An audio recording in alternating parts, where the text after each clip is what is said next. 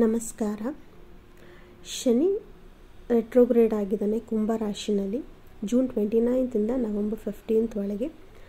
ಶನಿ ಕುಂಭ ರಾಶಿನಲ್ಲಿ retrograde ಆಗೋದು ಮತ್ತೆ 30 ವರ್ಷಗಳಾದಮೇಲೆ. ಮುಂದಿನ ವರ್ಷ ಕೂಡ ಶನಿಯು ರೆಟ್ರೋಗ್ರೇಡ್ ಆಗ್ತಾನೆ, ಆದರೆ ಮೀನ ರಾಶಿನಲ್ಲಿ ಆಗ್ತಾನೆ. ಶನಿ ಏನೇನು ಸೂಚಿಸ್ತಾನೆ ಅನ್ನೋದನ್ನು ತಿಳ್ಕೊಳ್ಳೋಣ. ಶನಿ ನಮಗೆ ಒಂದು ಟ್ರೆಡಿಷನ್ ಬಗ್ಗೆ, ಒಂದು ಜಸ್ಟಿಸ್ನ ಕೊಡ್ತಾನೆ. ಆಮೇಲೆ ಅವನ್ನ ನಾವು ಕರ್ಮಾಧಿಪತಿ ಅಂತ ಕರಿತೀವಿ. ನಾವು ಯಾವ ಒಂದು ಕರ್ಮನ ಮಾಡಿದ್ದೀವಿ ಆ ಒಂದು ರೀತಿ, ಆ ಒಂದು ಪ್ರಕಾರ ನಮಗೆ ರಿಸಲ್ಟ್ಸ್ನ ಕೊಡ್ತಾನೆ, ಅದರದ್ದಂಥ ಫ್ರೂಟ್ಫುಲ್ನೆಸ್ನ ಕೊಡ್ತಾನೆ. ಆಮೇಲೆ ಶನಿನ ನಾವು ನಮ್ಮ ಕೆರಿಯರ್ ಸ್ಟೇಟಸ್ಗೆ ಕೂಡ ಹೋಲಿಸ್ತೀವಿ. ಆಮೇಲೆ ಶನಿ ನಮಗೆ ಈ gives us gains and fulfilments of desires. ಆಮೇಲೆ ಶನಿ ನಮ್ಗೆ ಯಾವಾಗಲೂ ಒಂದು ಲಿಮಿಟೇಷನ್ಸ್ನ ಹಾಕಿರ್ತಾನೆ. ಶನಿ ನಮಗೆ ಯಾವ ಒಂದು ಕಾರಣಕ್ಕೆ ಚಾಲೆಂಜಸ್ನ ಕೊಡ್ತಾನೆ, ಚಾಲೆಂಜಸ್ನ ಯಾವ ಒಂದು ರೀತಿಯಲ್ಲಿ ಕೊಟ್ಟು ನಾವು ಅದನ್ನು ಎದುರಿಸ್ಬೇಕು ಧೈರ್ಯವಾಗಿ. ನಾವು ಏನೇನು ತಪ್ಪನ್ನ ಮಾಡಿದ್ದೀವಿ ಅದನ್ನು ನಾವು ಸರಿಯಾಗಿ ತಿದ್ದುಕೋಬೇಕು. ಬರೀ ಶನಿ ಒಂದು ನೆಗೆಟಿವಿಟಿನೇ ಅಲ್ಲ, he also gives is many positivity also. ಅವನು ಯಾವ ಒಂದು ಸ್ಥಾನದಲ್ಲಿ ಕುಳಿತಿದ್ದಾನೆ, ನಮ್ಮ ದಶಾ ಭುಕ್ತಿ ಅಂತರ್ಭುಕ್ತಿನಲ್ಲಿ ಯಾವ ಒಂದು ಪ್ಲೇಸ್ಮೆಂಟ್ಸಲ್ಲಿ ಕೂತಿದ್ದಾನೆ ಅನ್ನೋದ್ರ ಮೇಲೆ ನಮಗೆ ಆ ಒಂದು ರಿಸಲ್ಟ್ಸ್ ನಮಗೆ ಸಿಗ್ತಾ ಹೋಗುತ್ತೆ. ಸಿಂಪಲ್ಲಾಗಿ ಶನಿ ರೆಟ್ರೋಗ್ರೇಡ್ ಆಗಿರೋದನ್ನು RRR ಅಂತ ಕರಿಬೋದು. ಹಂಗಂದರೆ ರೀಅಸೆಸ್, ರಿವಿಸಿಟ್, ರಿವ್ಯೂ, ರಿಎವ್ಯಾಲ್ಯೂಯೇಟ್ ಅಂತ. ಆದರೆ ಶನಿ ನಮ್ಗೆ ಯಾವುದೇ ಕಾರಣಕ್ಕೂ ಎಸ್ಕೇಪಿಸ್ಟ್ ಆಗೋದಕ್ಕೆ ಬಿಡೋದಿಲ್ಲ, ಅಂದರೆ ಪಲಾಯನ ಆಗೋದು ಬಿಡೋದಿಲ್ಲ.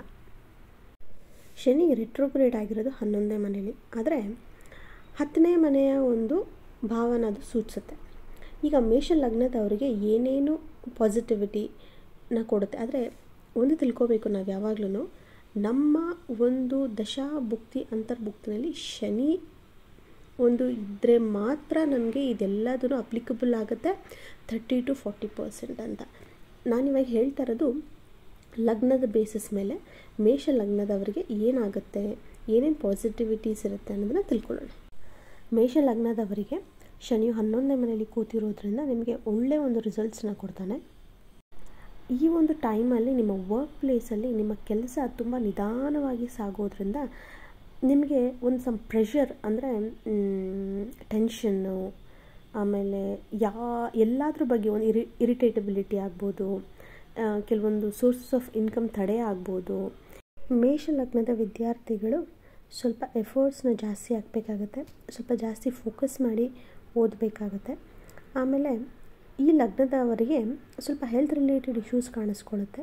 ಯಾವುದಾದ್ರು ಹಳೆ ಕಾಯಿಲೆಗಳಿದ್ದರೆ ಅದು ಮತ್ತೆ ಕಾಣಿಸ್ಕೊಳ್ಳೋ ಅಂಥ ಚಾನ್ಸಸ್ ಇರುತ್ತೆ. ಸೊ ಹಾಗಾಗಿ ಸ್ವಲ್ಪ ಹುಷಾರಾಗಿ ನೀವು ನೋಡ್ಕೋಬೇಕಾಗುತ್ತೆ.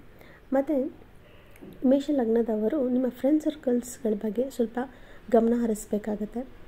ಪ್ರೆಗ್ನೆಂಟ್ ವುಮೆನ್ಸ್ ಯಾರನ್ನಾದರೂ ಇದ್ದರೆ ಈ ಮೇಷ ಲಗ್ನದವರು ಸ್ವಲ್ಪ ಕೇರ್ಫುಲ್ ಆಗಿರಬೇಕಾಗತ್ತೆ ಈ ಒಂದು ಟೈಮಲ್ಲಿ. ಆಮೇಲೆ ಇನ್ನೊಂದೇನಪ್ಪ ಅಂದರೆ ನೀವು ಎಲ್ಡರ್ ಸಿಬ್ಲಿಂಗ್ಸ್ಗಳ ಬಗ್ಗೆ ಸ್ವಲ್ಪ ಗಮನ ಹರಿಸಿ. ಯಾಕಂದರೆ ಕೆಲವೊಂದು ಭಿನ್ನಾಭಿಪ್ರಾಯಗಳಾಗಿರ್ಬೋದು, ಮನಸ್ತಾಪಗಳಾಗಿರ್ಬೋದು ಆಗುವಂಥ ಚಾನ್ಸಸ್ಗಳಿರುತ್ತೆ. ಮತ್ತು ಮೇಷ ಲಗ್ನದವರು ನಿಮ್ಮ ಕೆಲಸ ಕಾರ್ಯಗಳು ತುಂಬಾ ನಿಧಾನವಾಗಿ ಸಾಗೋದ್ರಿಂದ ನಿಮಗೆ ಒಂದು ಇರಿಟೇಟಬಿಲಿಟಿ ಆಗ್ಬೋದು, ಇಲ್ಲ ಕೋಪ ಬರ್ಬೋದು, ಫ್ರಸ್ಟ್ರೇಷನ್ಸ್ ಆಗ್ಬೋದು. ಇದನ್ನೆಲ್ಲ ನೀವು ಒಂದು ಸ್ವಲ್ಪ ಕಮ್ಮಿ ಮಾಡ್ಕೋಬೇಕಾಗತ್ತೆ.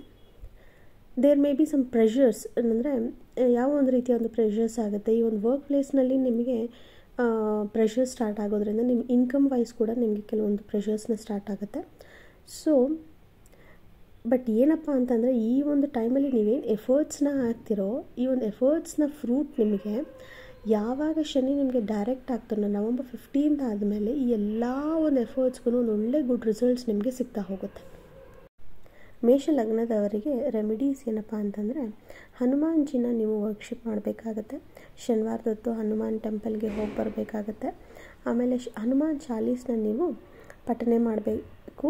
ಇದರಿಂದ ನಿಮಗೆ ಒಳ್ಳೆ ರಿಸಲ್ಟ್ ಸಿಗುತ್ತೆ. ವೃಷಭ ಲಗ್ನದ ಬಗ್ಗೆ ಮುಂದಿನ ವಿಡಿಯೋದಲ್ಲಿ ತಿಳಿದುಕೊಳ್ಳೋಣ. ಶುಭಂ.